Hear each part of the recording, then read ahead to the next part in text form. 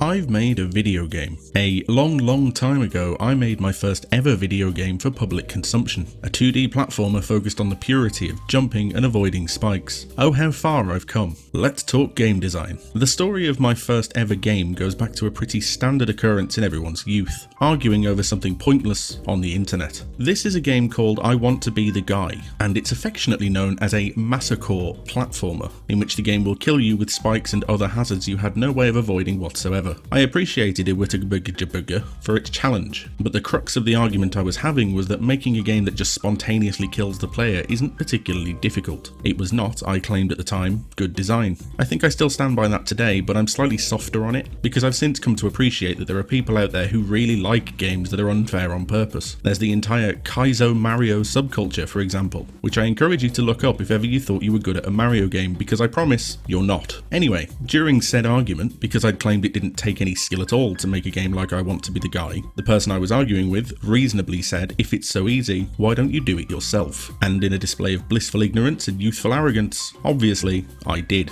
And so we arrived at the imaginatively titled Awesome Bob, Episode 1, Bob Begins. There's a lot to unpack there, not least of all that this was apparently Episode 1 and I must have had some grand plan to take this into a multi-installment franchise that was going to propel me to fame and fortune. Also the not so subtle Batman reference, and I have no idea why I went with Bob or why I decided he needed to be awesome. Please don't try and understand the version of me that existed 10 years ago, because I sure as hell didn't. And to my credit, the game played exactly how I said it would. The first version of Awesome Bob, which never left that little community, was a brutally difficult, unfair, badly made mess of a game that was challenging all by itself, and took about a day to put together. It was awful, terrible, very bad and not very good at all. But I think we can all agree, 10 years later, I won that argument. What I particularly like is that at the time, I knew nothing about using things like collision masks, so you can, if you want, hang your face off the edge of a platform. I also liked that it had a password system because I couldn't be bothered to work out how saving and loading worked. But what I think I liked the most is the plot. Yes folks, Awesome Bob had a plot. In fact, there was an intro before the game even started in which we're introduced to Bobette, a girl that Bob has a thing for,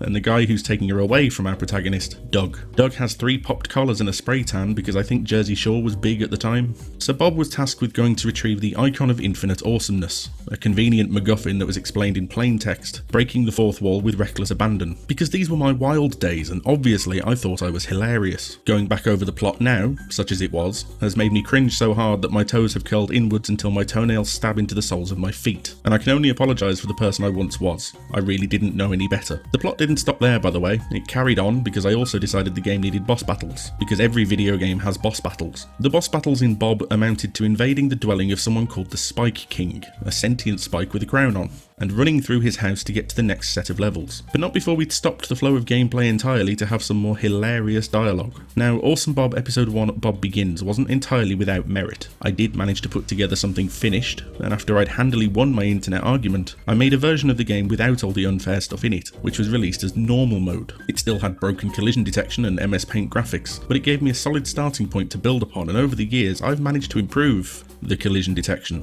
The game came out, a few people played it, and I got hooked on the idea of creating video games for other people to play and enjoy, and thus the legacy of my game development history began. There never was an Awesome Bob Episode 2, in case you were wondering. It never quite got that far, although I imagine it would have been another 20 levels of awful level design, and even worse dialogue. So it's probably for the best that it didn't. Still, like I said, there was something to that original game. Something fun at the core that I think is worth celebrating, if only because it got me into game development to begin with. So maybe it deserves another moment in the sun. Maybe it needs a... Alright, I haven't remade the entire thing. I've just done a proof of concept for level 1, and even then I haven't finished it, but I think it shows a lot of improvement in a pleasingly visual way, that I was able to knock this up in about an hour and have something that looks so much better than where I started. Bob has a proper collision box now, he can move smoothly, there's an art style that I don't entirely hate, this game wouldn't need passwords and it certainly wouldn't need awful dialogue and a borderline offensive plot. I think this is a neat little experiment, and although I don't imagine Awesome Bob will ever truly ride again, I'm glad I took the time to go back into the past and show this off to you, if only to serve as a reminder that even people as brilliant as I am had to start somewhere. If you've liked this video, then please leave a like to like the liked video you liked, and subscribe for more trips down memory lane in the future. I'll see you the next time I'm thinking, hey, let's talk game design.